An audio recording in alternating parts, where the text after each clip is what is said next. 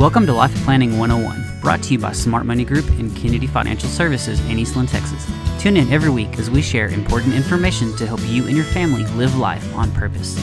Insurance, investments, legacy and tax planning, and much more. All covered now on Life Planning 101. Welcome to Life Planning 101. My name is Angela Robinson with Smart Money Group and Kennedy Financial Services in the great town of Eastland, Texas. And we are here each and every week to help you live life on purpose. That is our goal.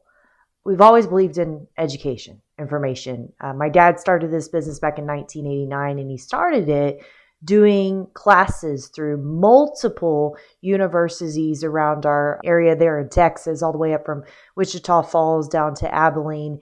And we have spent the last, oh my goodness, I can't believe it. We're really pushing, what has it been? 89, 99, 2009, 2019. We're almost 35 years, right?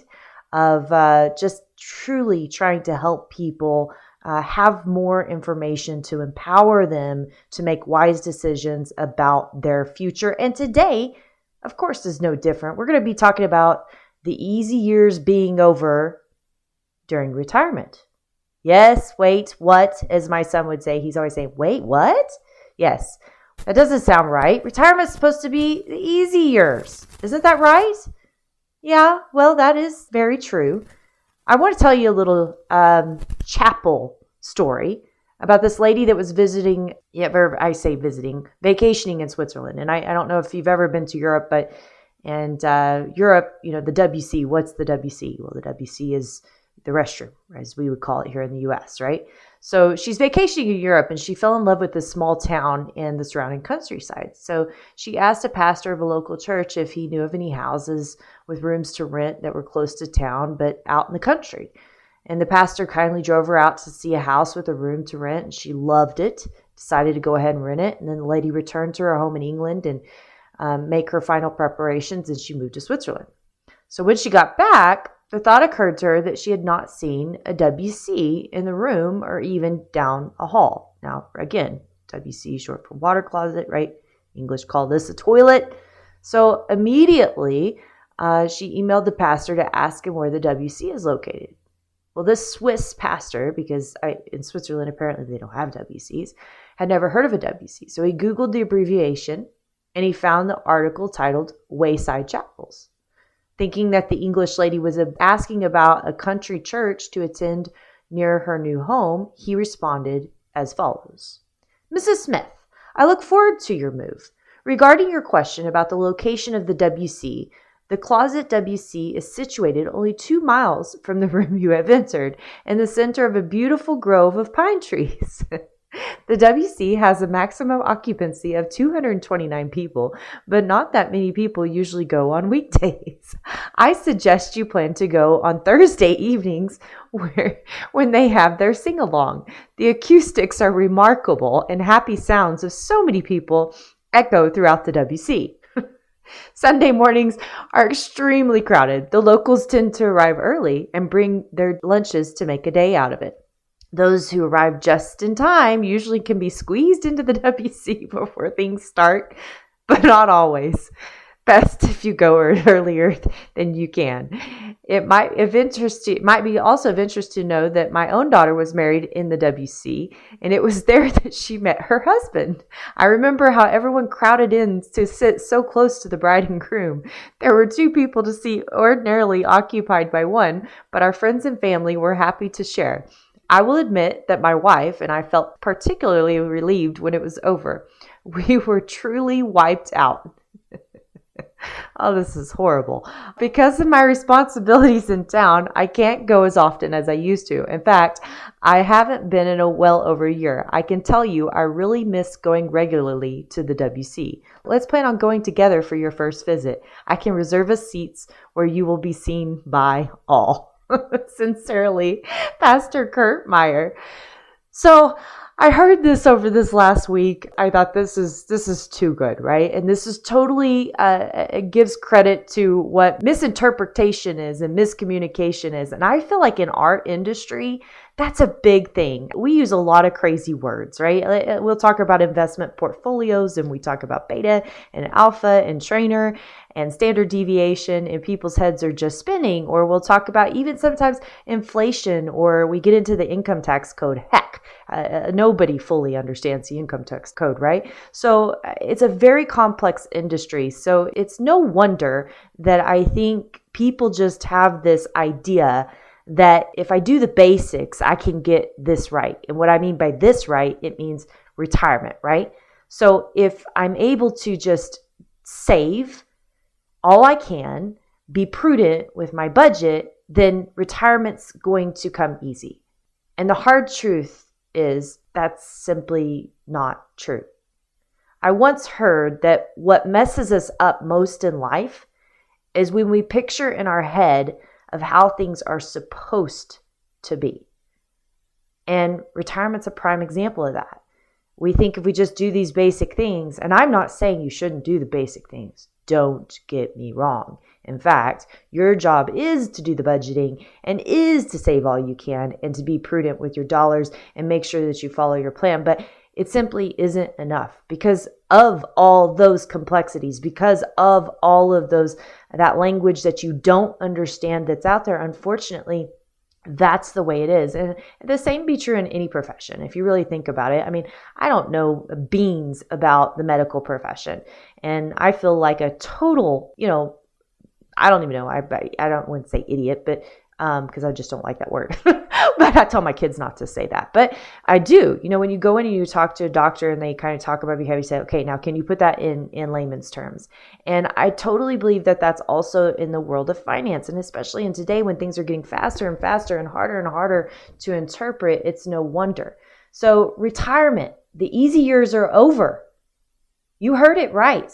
When we come back on Life Planning 101, I'm going to tell you a story that's going to have your head spinning and make you understand why we're saying this. You're not going to want to miss it.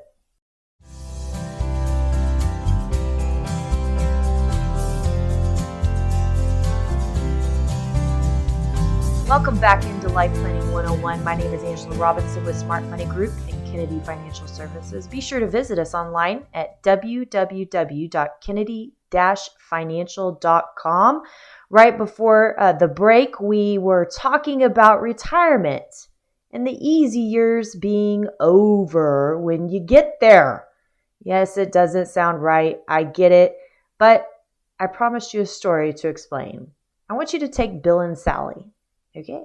They live this perfect American dream. They get married. They buy a home.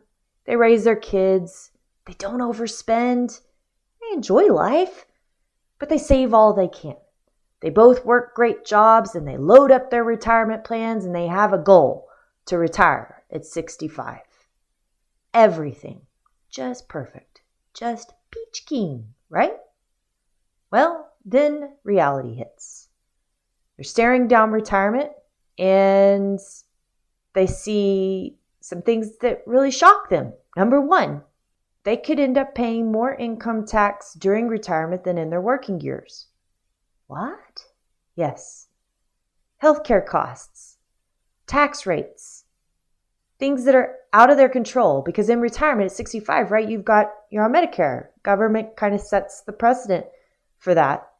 And it also actually corresponds with tax rates. Not sure if you know that. Social Security and all that intertwines. Out of their control. Nothing they can do about it at this point. And what are they going to do if things go up? What are they going to do if healthcare costs go up? What are they going to do if tax rates go up? What are they going to do if their Social Security doesn't increase like they had planned on it doing in retirement? These are things they start to look at. Then they soon discover that they had these projects and these goals, these things they couldn't get around to while they were working. So, they wanted to remodel the kitchen. They wanted to set up a game room. They had some goals to do quite a bit of traveling during their what we call go-go years of retirement. We have our go-go, slow-go, and no-go years, right? So they wanted to do all these things, but they start to realize that this is going to cost them about 30% more than the actual project or the actual goal costs simply due to taxes and the way that their retirement is structured. They're also concerned after these last few years of cost of living going up like it had the previous years. They sat there and looked at it and they said, okay, well, if things cost 20% more in 5 years than they do today, are we going to be able to stay retired? And not just stay retired, but stay retired successfully.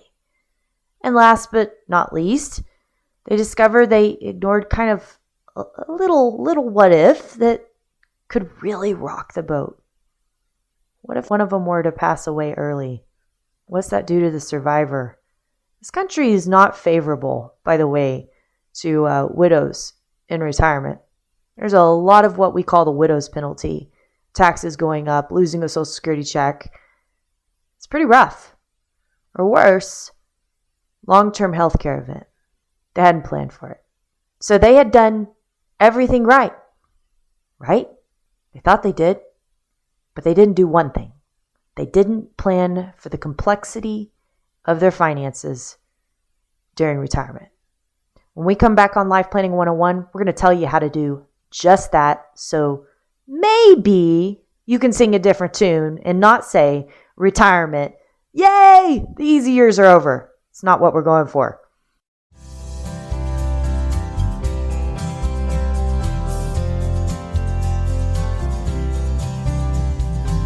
Welcome back into Life Planning 101. My name is Angela Robinson with Smart Money Group and Kennedy Financial Services. And you are listening to Why Retirement is Not Easy.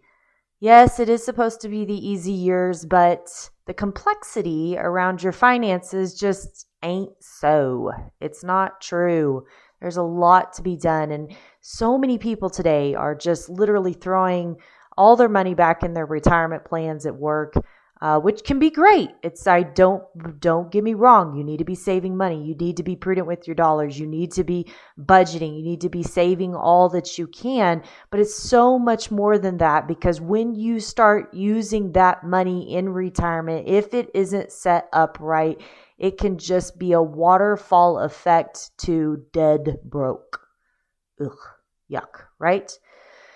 So we talked about Bill and Sally. Thought they'd done everything right. It was totally wrong. When you hit retirement, if things aren't set up right, then you're doomed, because you have no cards, you have no levers to be able to pull. So really, your retirement is not the easy years unless you work hard to get it there. The accumulation years, on the other hand, actually are easy. And I guess, they're really not, truth be told. If you actually start thinking about your retirement years in advance, that's what makes your retirement years easy. And the closer you get to retirement, the more you need to be thinking about this. So, here's some things to be thinking about during those accumulation years. Number one, do you know your budget? Are you even keeping one? That's a good question, right? A lot of people don't. Many people don't. Most people don't, especially in this day and age of technology. They can just pull up a statement, send something. I always know a telltale sign when we get people to fill out a fact finder and they punch in their budget and it all ends in zeros, because that isn't a real budget, right? But how do you know where you're at? It's like remember the maps that you had in the mall when you got confused of where you're at and you had that looking for that "you are here" sign? That's what your budget is. It's not, people are so scared of a budget and they think it's just a nasty word, a horrible word, and it just keeps you in line. Nope. It tells you are here so that you know what you can or cannot afford. And in your accumulation years, that's probably one of the biggest things. We're real big on pay yourself first. You have to pay yourself first. And what does that mean? That means you need to be taking your savings out the top and learning to live off the rest. So if your savings needs to be 20% of what you make, which for many people, by the way, it does need to be that. People are shocked by that. Sometimes it needs to be more. Sometimes it can be less. But you need to be aiming at what you need to be aiming at. And if you don't know what that is, well, that's a good place to start. But you're going to need to know your budget too when you go to the drawing board, because how do you know where you want to be if you don't even know where you are? Great question. Number two, are your assets protected for both now and the future? Looking at all of your risk management and making sure that you're not overpaying, you're not overinsured, you're not overcovered, you're not undercovered. I can't tell you how many times we see liability risk for people not correctly covered just simply because they don't know what they don't know, or they don't tell their agent what they thought they told their agent, or they didn't know to tell their agent certain things. And it's extremely important to make sure that you're looking at that liability risk in conjunction with your overall plan, especially if you've got real estate, businesses, different entities, different trusts. You need to make sure that those things are looked at and they're in good shape and not just protected from liability, creditors, or lawsuits, but also what about yourself? What about that premature death that could be a risk? What about a long-term healthcare event that could be a risk? Do you have those plans laid out? Number 3, how tax diversified are you? So we talk about this all the time. Where do you think taxes are going? Up? Yep. I haven't heard anybody say down. So if you think they're going up, and by the way, our GDP levels today in relation to our debt is back to where it was in the 1940s, which afterwards we had some of the highest tax rates in our nation's history. So I think it's really important to just kind of get your bearings on that. And truth be told, you need to be focused on tax diversification. If you're putting all your money back in a 401k plan and you don't have anything outside of it to diversify, that's not good. And so many people don't, or they do, but it's all illiquid assets that they have outside of that. So there's no maneuvering if taxes go up, and you need to have that plan. We talk about Roth conversions. You're going to hear us talk about them through the end of the year. You're going to hear us talk about them in all of 2025 because the Tax Cuts and Jobs Act, the chance of us staying with the same tax reform in 2026 is not good. So you need to be looking at what you can be doing, especially if you need that tax diversification. Even if you are in your accumulation years and you're making big money and you are paying taxes, that could still be cheaper than doing this in retirement, especially the time value of money. And you never know, this market volatility might help out because you can convert shares, not just cash. So if the price of those shares are down and then they go back up, that's not such a bad thing, right? Not saying that's what will happen, but those are some planning techniques to look for. How will your dollars support you in retirement? Do you have an investment plan that's going to work hand in hand, number one, with your tax plan, because that has to work together, but also to support your income? Are you going to just be depleting and hoping for the last dollar, last breath? Or do you actually have something that is a plan in place to help you stay retired, stay successfully retired? That's really, really big. And it starts in those accumulation years. And especially as you inch towards retirement, making sure that plan is solid and that your investments are singing along with what they need to be doing. A lot of people say, well, I retired, I need to take less risk. That may not necessarily be true. You have to ask yourself, if today's the first day of the rest of your life, how long is that going to be? It could be a long time. It could be as long as you had during your working years. So does that really mean you need to take less risk? Or does that mean that you need to have a structure to provide you income and still keep up with inflation in the future? Are you planning for healthcare costs to climb? You tell me, what do you think healthcare costs are going to do in this country? The baby boomers, my goodness, there's a few of them. And then you got the millennials, there's a few of those. And so, this is something really important because it's something you have no control over of what actually happens in this regard, and making sure that you have, and by the way, Medicare is extremely complex. So making sure you get a good bearings and understanding of what you're getting yourself into or not getting yourself into, and not just taking the cheapest plan, because I promise you this, the cheapest plan is not the cheapest plan. There is give and take in everything. So that's extremely important. And then what about the unknowns? After all, you don't know what you don't know. And you know our saying, it's often what you don't know that's going to end up hurting you. So how are you going to address all the risks that you need to address? Most people retire one time. So I have a question. How much of your retirement are you willing to bet that everything will work out just right? How much of your retirement are you willing to bet that everything will work out just right? I don't think people think about it from that angle. Otherwise, they'd probably take a little bit more of a proactive measure, making this a bigger priority in their life to plan for the golden years and making sure everything will work out. So, you're welcome. now you can't help but think about it. You can't help but think about that if you're trying to do the job alone, you're trying to retire for the first time, that you've thought of all the risks and covered all the areas. And, oh, by the way, I'm just going to retire 3 years from now and everything's going to be okay. And I don't need to do anything about that. Very, very wrong. Don't let your retirement be your hard years. It will be if you don't do something. So you need to start planning now. I want to leave you with this poem.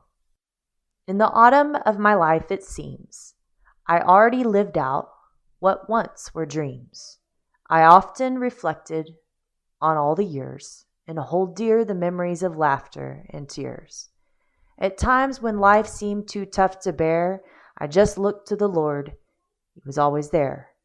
I think of roads I chose to take and wonder, were their choices really mine to make? It's not clear if I did what I should, but honestly, I can tell you, life's been good. Rick Jackson.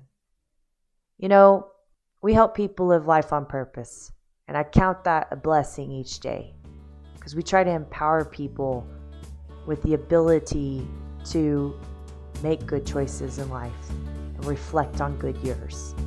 I encourage you to stop and do some planning now so you can be celebrating a wonderful retirement in which you retired successfully and stayed retired. My name is Angela Robinson with Smart Money Group and Kennedy Financial Services. God bless you, and join us right here next week on Life Planning 101. Thank you for joining us for Life Planning 101, brought to you by Smart Money Group and Kennedy Financial Services. If you have questions, you can email them to lifeplanning@kennedy-financial.com. Don't forget to learn how our sister company can assist you with all of your tax, bookkeeping, and consulting needs. You can find out more at briscoeandassociates.com. Be sure to tune in next week for more Life Planning 101. The opinions expressed herein are those of the firm and are subject to change without notice. The opinions referenced are as of the date of publication and are subject to change due to changes in the market or economic conditions and may not necessarily come to pass. Any opinions, projections, or forward-looking statements expressed herein are solely those of the author, may differ from the views or opinions expressed by other areas of the firm, and are only for general informational purposes as of the date indicated. Securities offered through Calton & Associates Incorporated, a registered investment advisor, member FINRA SIPC. Investment advisory services offered through Smart Money Group LLC. Kennedy Financial Services and Smart Money Group LLC are separate entities and are not owned or controlled by Calton & Associates Incorporated.